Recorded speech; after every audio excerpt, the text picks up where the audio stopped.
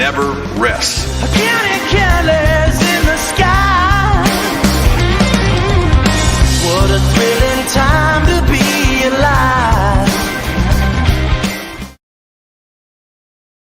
Welcome to the Georgia Show. It's Monday morning. We've had some technical difficulties, but we've got past it again. That's becoming that might be the new name of the show. The technical difficulties. Yeah. I'm Jake Rowe. He's Rusty Mansell. We're DawgsHQ. We got a lot to talk about. We're gonna get into Rusty's vacation a little bit later.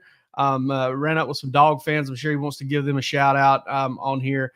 But listen, we got a lot to get to. Cortez Smith, big time offensive lineman, priority for Georgia. Commits to the Bulldogs. What's next for Georgia on the offensive line? We're going to get into preseason camp where we're still about a week and a half away, from the first practice. But listen, camp mode, summer workouts, all that stuff's been going on. They'll get into camp mode a little earlier than when they start practice, and there'll be some stuff going on there. Exciting season on tap, no doubt. And a lot of you have been really getting excited for the season. I've been seeing with the NCAA 2005 stuff. But Rusty, let's get into this Cortez Smith thing because this is one of those all right, he's not a 5-star. He's not a top 50, not even a top 100 prospect, top 150 guy. Mm-hmm. But massive addition, in my opinion, for Georgia in this class. And we knew it was coming for a while. You just never Georgia was never going to get this kid or they had to come back to get him. But, man, these are the kind of things that people overlook that are such massive additions in a recruiting class because – he's a boy dog, man. This guy can play some ball. Yeah, I mean, maybe David Andrews won't watch this, but I mean, center is kind of not the sexy position. Everybody wants that left tackle, that 6'7" Amarius Mims guy, those types of players. But had a chance to meet him, Jake, when he was a freshman. I did a game with Parkview and Marietta, and in my pre-meetings with their coach, I remember him saying, "Hey, man, our center's a freshman. You're going to like him." I said, "Okay, that's good." He goes, "He's 13." And I was kind of taken back. I said, "Wait a minute, he's 13 years old and he's starting in 7A. He's been a 4-year starter. He'll be a 4-year starter at Parkview. I think he's 16 right now. He'll turn 17 back in maybe November, December, something like that. So he is a very young senior. Probably should be a 2026 prospect. Easily could be a 2026 prospect, but he is a athletic dude.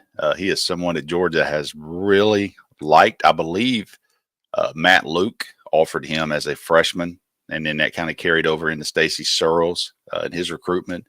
He's come to Georgia camp every summer. He's worked out every time Georgia would let him work out. He has come to camp. You see him right there, just knocking people out. Look at him knock him. When you move a body out of the A gap, basically right there, and it's just those guys are, they're so important because, the one thing I'll say, the center and a quarterback are only two players that touch the ball every snap. So this guy's important. He can make calls. He's got great experience, nastiness, athletic, though. You got to be athletic. You got to be an athletic guy to play this. And I think he's got a lot of Cedric Van Pran to him. You know what I mean? I think he's going to be very comparable to him. He's a very high IQ type player. And what was Cedric, a 4th round draft pick or 3rd round draft? Yeah, 3rd or 4th, so 4th or 5th, somewhere in there, about middle round pick. And that's where, centers, if you're the, kind of the elite guys, they're anywhere from 2nd rounders to 4th rounders. And this guy certainly looks like he's going to be a really good player down the line for Georgia. Absolutely. And, this takes me back to my early recruiting days, or the early days of following recruitment. Comes from Parkview, which, boy, used to put them out now. Yeah. Stinchcomb brothers played at Parkview, didn't they? Mm-hmm, sure did. Yeah. So, and then Georgia got Zeb McKenzie out of there. Jeffrey Cooper, all those guys. They had a Brett Milliken. If you go way back, they had a big run there in the late 90s. But, they had a young man that played for them last year, Zealous Hicks. Mm-hmm. It's a big-time safety prospect. He has since transferred to Carrollton, but he was another big-time prospect. Caleb King, you remember that name back in the day, running back. He was from Parkview. So, been a lot of really good players come out of that program. Great baseball program, great high school. Long time you see them playing Brookwood there. Long time. One of the big-time rivalries, man, with Parkview and Brookwood back in the early 90s. I'm sure people listen to this later on will chime in. That's a huge Gwinnett County rivalry, but I really love what I know out of him. He is a physical, athletic center, and he's a no-brainer. Yeah, that Parkview Brookwood thing was basically the greater Atlanta version of Valdosta Lowndes for a long time there. Yeah, I mean, it was, no doubt. what it was. I really like this kid, man, and something I put on our board. When he committed on Saturday, the guys have different qualities and different things. I mean, this guy's 6'3", 315 pounds. So, let's say there's a log jam at center. Somebody's got the position locked down for a couple of years. This is a guy that can help you at guard. He's long. I've seen him in person. Something Charles Power pointed out. This is not one of those guys that's, top heavy or bottom heavy. He's got to redistribute his weight. Nah, he's really well put together and really well built. As a youngster, he doesn't turn 17 until kind of during his senior year of college ball. High school ball. He's kind of like Joseph Jonah Ajanye in that way, who won't turn 18 at Georgia until November of this year. He's going to play snaps for Georgia as a 17-year-old, and Cortez Smith's kind of in that way too. And all of that's really interesting to me. But man, his body control and his ability to put himself between the defender he's blocking and the ball carrier is just kind of special. He's just got a good feel for it. And that was something I always thought David Andrews and the best of them really excelled at. Yeah.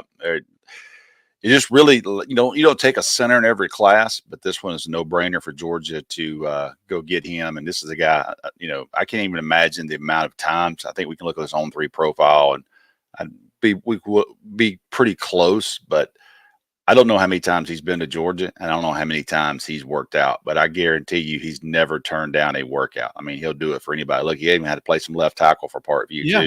And I always love that. I always love it when you get a lineman that's played all over the. He might wind up doing that this year. You know what I mean? He might slide in, play some left tackle. Very athletic kid, but he's definitely going to be a center at Georgia, and I think they got a hell of a get with this guy. It doesn't move. There was some other decisions around the country on Saturday, but when you go back and look 3 or 4 years, maybe 3 years from now, and you go, hey, that was the day we got Cortez Smith, I think Georgia fans understand how big a pickup this is. Yeah, I tend to think there's this thing in recruiting where when you've been the leader for a kid and expected to land a kid for a long time, you kind of overlook that guy. Not the kind of guy you overlook, in my opinion. I think that he's definitely big, and it's almost like baseball in a sense. Like, it's not that center's a premium position really, but you want to be strong up the middle. Catcher, pitcher, shortstop, second base, center field. You want to be really good right up the gut, and that's and you want to be good at quarterback. You really need to be good at center if you want to be special. It's easy to kind of hide a center if you've got to for a short amount of time, but over the course of a long football season, those guys with really good dudes snapping the football and making a difference up there up front tend to be really good teams. They tend to be really good offenses, and they're tough to stop. So Rusty, Georgia's got 3 offensive line commitments, and all 3 of them project as guards. And, obviously we're coming off a class where Georgia averaged 6'6.5", 340 pounds, and a lot of guys who may not necessarily play tackle their whole career or even in their career, but they all kind of project as tackle styles bodies, except for Malachi Tolliver. So where does Georgia go for the rest of this class as far as the offensive line goes? Because to me, it seems like pretty much what's left on the board are guys who can play tackle. Well, yeah, they're obviously very hard in on Juan Gadsden from Westlake High School, and Nick Brooks, still up in Iowa, is a name you look at. So try to see where Georgia's going to be. I know they want to try to get 2 more tackles if they can in this class, and we'll see where they are. But obviously, I think right now you start talking about any names you got to mention is Nick Brooks, who was in Georgia from the 7th grade until last year, moved back to Iowa where his family's from. A lot of connections there. I know Texas is involved. I think LSU is involved. George is definitely involved with him. But you look at Juan Gadsden, I think that's the name people are more familiar with out of Westlake. He's a teammate now of Tennessee verbal commit Travis Smith Jr., the wide receiver, just verbally committed to Tennessee. So, I think that's where you watch. You want to see where they where those guys go. But Georgia's not going to go over on tackles. I can tell you that. I can promise you that. So they still got some meat left on the bone. They still got some big time targets. Yeah, and if you travel about 13 miles north, there's another guy there in Gwinnett County. I'm going to butcher his name, Damola Ajudahan, as Yes. well. So, and he's I, another really talented kid too. I do not want to forget him. It's a young man. Certainly Charles Power loves. We got some verified data on him. I have personally not seen him in person, and I'm going to change that here in a couple of weeks. I'm going to get a chance to watch him work out, but he's another. I really like where Georgia is with him too. So, you look at those, with those players and how these things will end up. Still guys out there. That tackle position is the one that people watch the most. Obviously. So we'll see, but some decisions will be coming down probably here the next month or so. See where these guys end up. Yeah, and the good thing I think when you look at that, we should probably hit on this too, is at least with Gaston and Ajudahan, God, I know I'm messing his name up, and I hope when you visit him, please get us a pronunciation. Just get him to say it into the phone and just send it out to us. No way I'm butchering it. Yeah. So, but with those two, I think most would agree Georgia's in a very, very good spot with those two.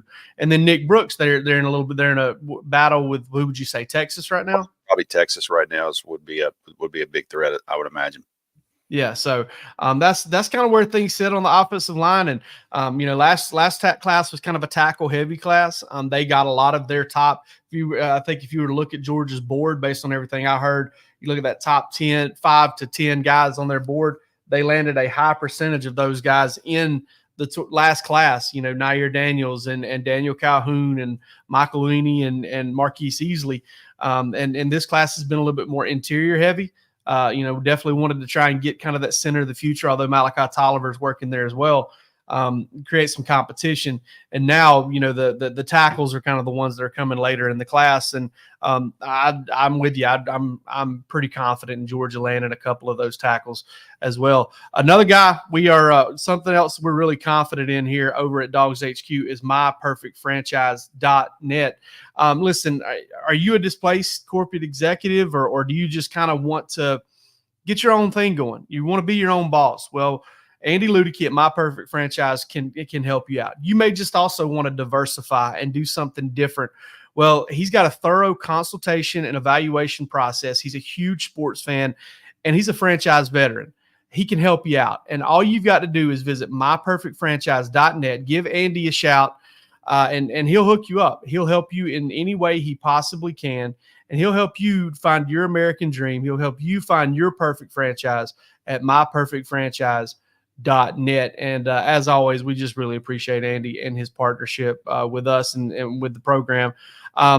Rusty, preseason camp always begins on or around August 1st with that first practice. There'll be a media day. We know that Georgia's having a private practice, quote unquote, for the members of the collective and things like that on August 4th.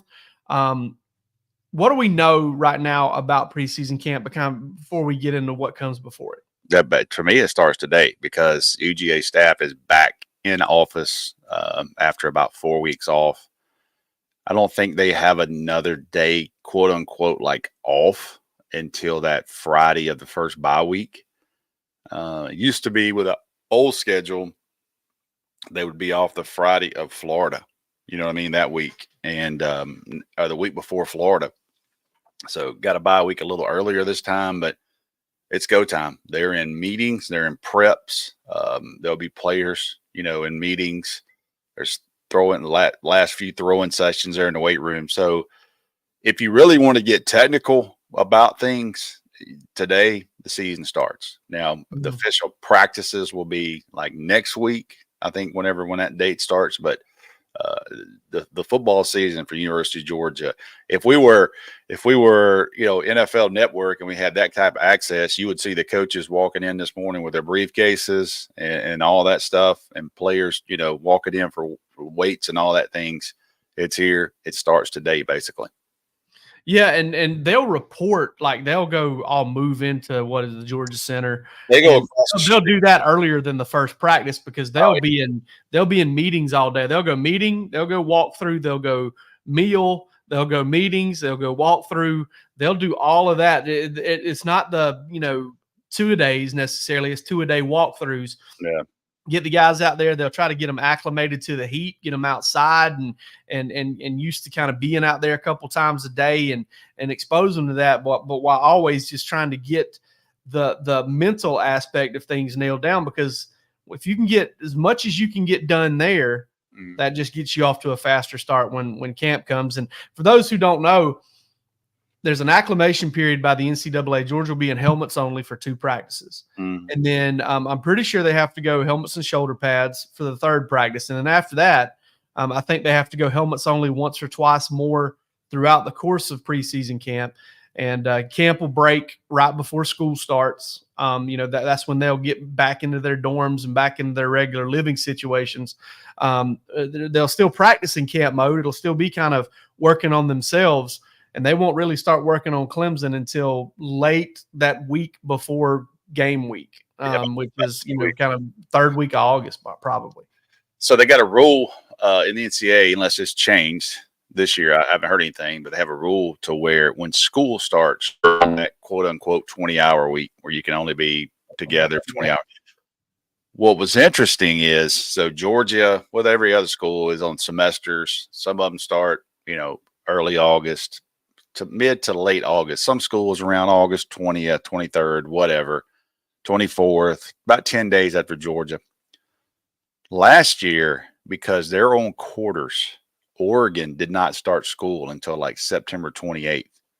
So Oregon had unlimited contact with their players. I mean, those guys were they could do 40-hour weeks all the way up until the end of September, which is nuts. Yeah, all the way to game week. That's all the way until like week 4. You know what I mean? So Georgia, you look at Georgia, and they're going to get about 2 weeks of camp. Those guys are going to be living in the Georgia Center for about 2 weeks. Now, I don't think Oregon makes those kids stay that long, but they have unlimited contact with those guys. They can meet, they can do all those things, and I'm sure you got to be careful when you don't do burnout with those kids. But Oregon being on quarters, number one, shocks me. I haven't heard quarters since my days back in the 90s. But being on that school calendar allows them so much more time with their players, especially early on in the season. That's just something different. The different nugget I picked up last year. Well, folks, hey, just so you know, we're about to get into some questions. So if you've got them, get them in. We're going to answer some questions here at the end of the show, and get Rusty to give us a scouting report on the Gulf. My new birthday present from my wife. That's nice, man. I like it. It's nice to get an idea how big that thing is too. That picture you sent me of it, I didn't know it was that big. Oh yeah, dude, it's pretty good. It's like acrylic, so it's not glass. Put on the wall, but appreciate my wife getting that for my birthday, and I'm gonna try to dress this thing up a little bit. Try to dress this backdrop up a little bit. I'm trying to get right. I've been working on my mic for three damn years, and finally got the mic work. And I always laugh at the YouTube comments. They're like, "Man, get this dude a mic. I got an expensive mic. We're just trying to. I just had to get it dialed in here, and but try and get this thing ready for football season, man. So excited. Want to show you that. The 2 quick points I wanted to make on camp is, one, when they're actually in camp, like really in camp, like Rusty said, that means that you're kind of living under their roof. They've got you programmed basically all day. You've got free time, but you're eating breakfast as a team. You're working out as a team. You're walking through. You're doing position meetings. You're doing team meetings. You're doing what side of the ball you're on meetings, offense, defense meetings, special teams meetings. So all of that's going on. You're doing all of that as a team. You're getting there and getting back and all that stuff. And yeah, they're getting 2, 3, 4 hours here and there to rest and do and play some NCAA and I don't know what we used to do in football camp and play quarter poker. We did a lot of that. But yeah, so that is it. But then there's a second camp mode, and that's when after school starts, there's like a week, maybe 2 week and a half, something like that, where that portion of camp mode is they're still working on the same things. They're not preparing for just one opponent. They're kind of looking at things that they're going to see throughout the year, a couple of periods, but more than anything, they're practicing good on good, and they're still in kind of a camp mode where they're not focused on game one just yet. They won't get to game one until, you start looking at Monday, a game week, that for Thursday or Friday before is kind of when they start preparing for Clemson and doing all that. They'll have some Saturday scrimmages, things like that. But that's kind of, as far as to break it down for folks, that's kind of how it goes. They also take a opponent each off Yep. season. So Georgia's not the only school that does this, but under Kirby Smart, I know what Georgia does. So the offensive staff will get together and they'll spend an entire week on Clemson in the offseason. They'll spend an entire week on Alabama in the offseason. And you get all your notes together about how you potentially will have a game plan. So as you turn your focus to that week, you start pulling that information out. So you just don't really start. If they've already done a lot of work on Clemson, they've already watched a lot of tape on Clemson. They will do their install with their players for that time frame we're talking about, which will be about 10 days, probably before the game starts. You want to give them too much. This is really that time where you're trying to build everything together. If you mention, obviously Kirby Smart mentioned him, so we'll say it. If you take a player like KJ Bolden going into his first fall camp, you put him in situations where he has to simulate game. He has to make the calls. He has to see the routes. This is very much the instructional time that you have that you will not have once the season starts, because once you get into the season, it will be opponent-focused preparation every week almost. They don't really get back into the practice sessions until the bye week. So that's what makes the bowl practice so important. Those 15 practices, those young kids get those reps because they don't get them during the season. A lot of these kids will go over to the scout team and they'll be, doing that for a while. So I think it's such a important time. But staying at the Georgia Center for 2 weeks, you're right. They're not going home. They're not spending Sunday afternoon with their girlfriends. They're spending Sunday afternoon with their teammates because you're not leaving that building unless you're going over to the Buttsmere to work out or to eat or to have a meeting. And when I say I've seen one of those calendars before, Jake, you may have, I mean, from 7 a.m. until 11 p.m., every minute's accounted for. Yep. Your rest time is after 11 p.m. I mean, you're in special teams meetings at 10 o'clock at night, and they're watching tape. And you're standing there and you better be alert. You better know what's going on. And they also have guest speakers. That's when you'll see all the speakers come in. Each team will bring in 3 or 4 people to do speaking during. They'll have players stand up and talk about things. I remember, I think it was N'Kobe Dean a couple years ago gave a pretty emotional speech during fall camp about, basically his why, why you're being at Georgia. And but they'll bring in guest speakers. But to reiterate your point, Jake, during this fall camp, it is every minute is accounted for. And every minute of fall camp is recovery, preparation, and practice. And that's it. That's your every single day. And you're spending time with your teammates. I saw on a schedule one time, Rusty, where I did see one of these, and it had them, they got a break. It was like a late morning break before lunch because they did break, lunch, and then they had walk-through meetings.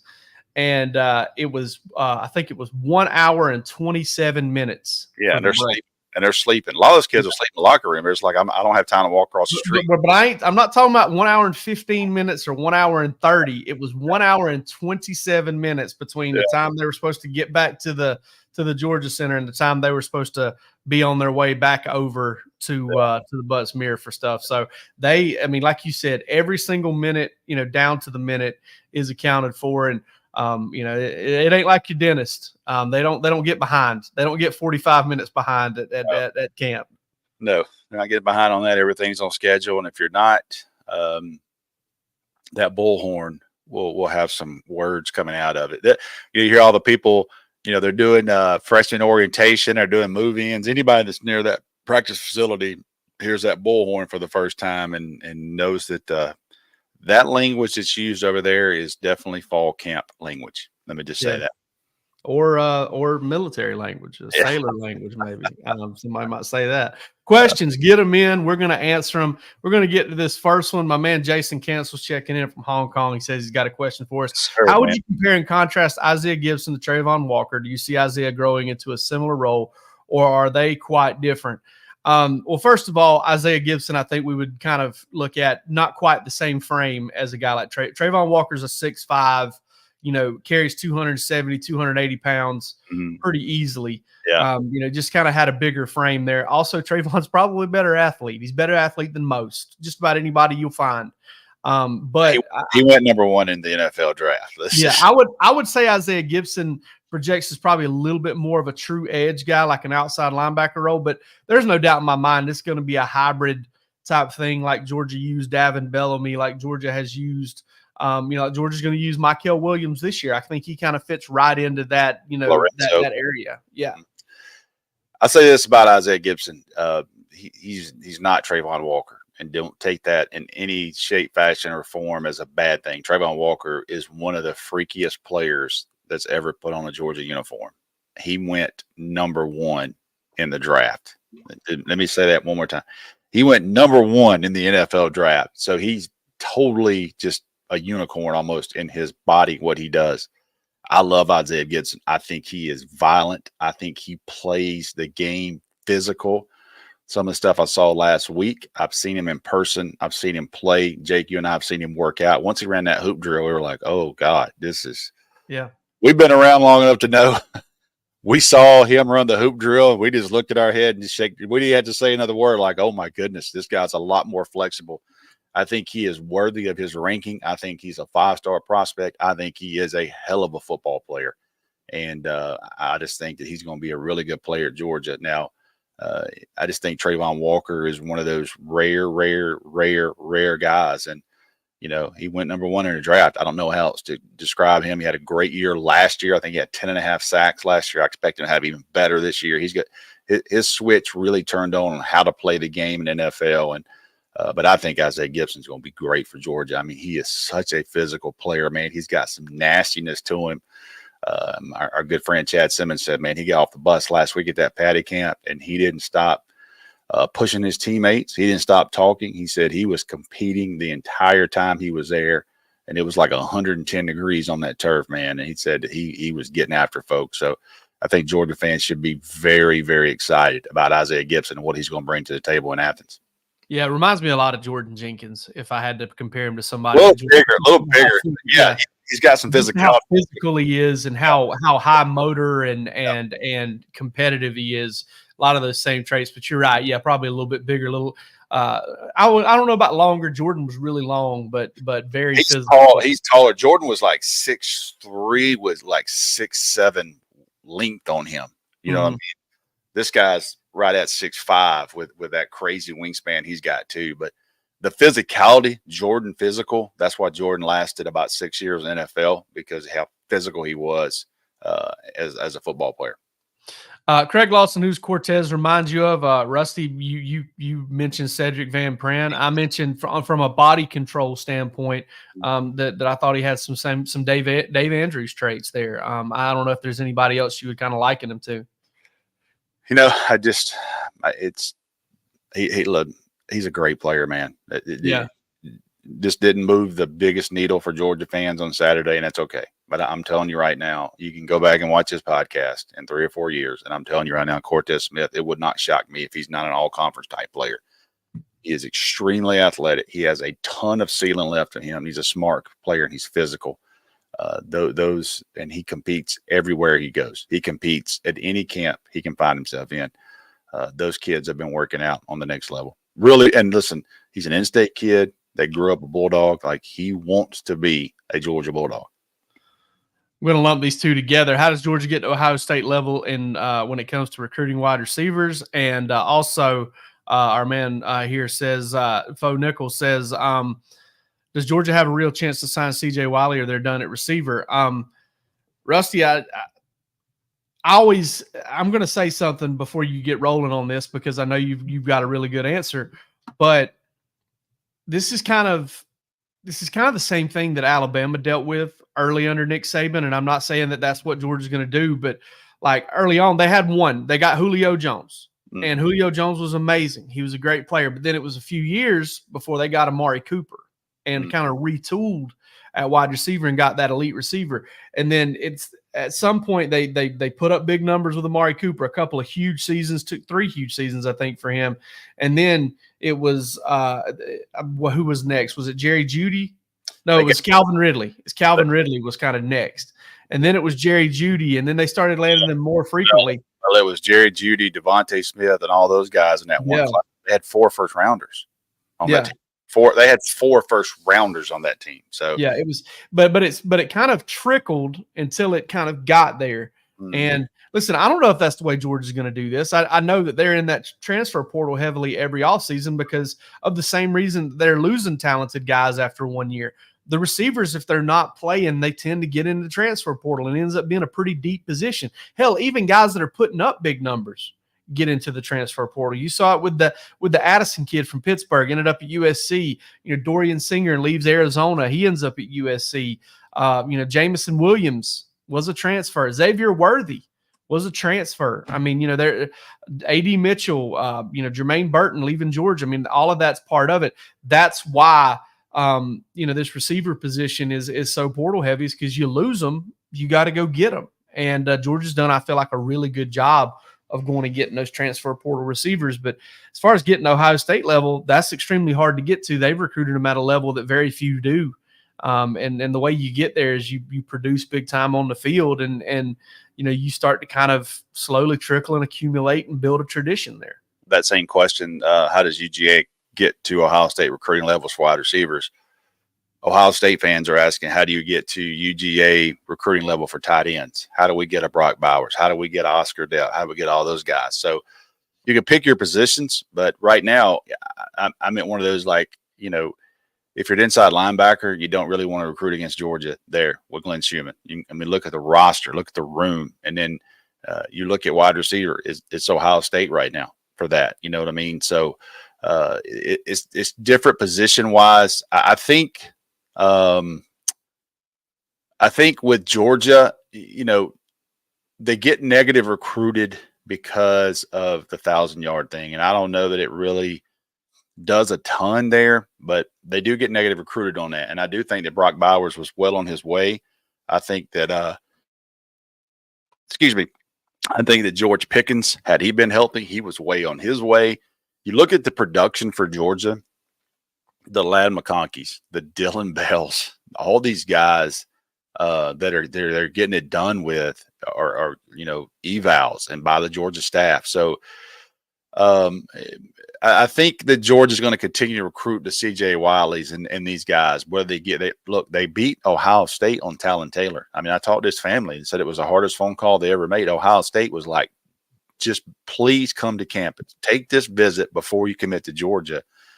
And Talon Taylor was like, man, I'm committed to Georgia. So don't think that Georgia's not recruiting big time wide receivers. They're landing some too. And but I think they've done well with what they've had.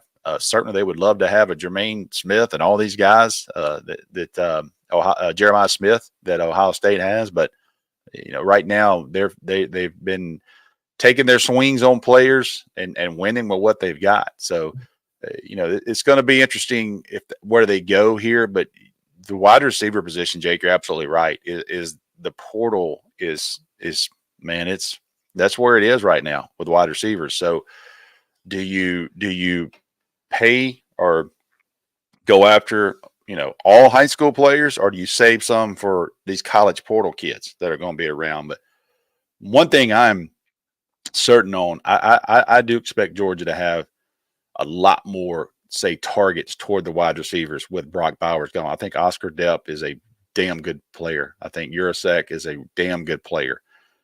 But Brock Bowers is the best tight end ever played at Georgia. Brock Bowers will be the best tight end to ever play at Georgia. I'm confident in that. They had one of the best tight end prospects in the last 20 years. I heard Nick Saban say it. I think he said it last week.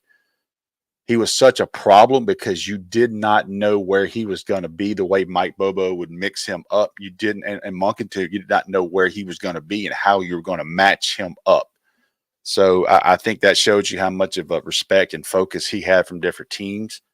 I do think Rara Thomas, Dominic Lovick, Dylan Bell, Arian Smith, all these guys have a great opportunity this year to get a lot of targets from Carson Beck. And I think Georgia is going to be able to continue to show, hey, we're spreading this thing out.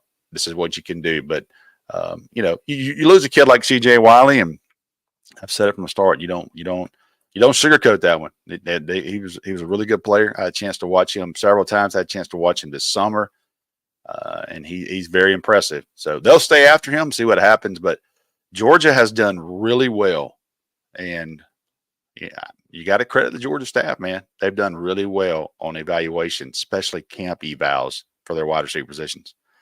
Absolutely. And as far as CJ Wiley goes, that's an ongoing situation. I mean, Georgia gets him on campus a couple times this fall, uses the kind of the local deal there, and is able to get him in town for Auburn game, Tennessee game, some of that. And they've always got a chance, dude. They've always got a chance down to the wire with any of these guys. So, George Pickens was committed to Alabama, or was it Auburn?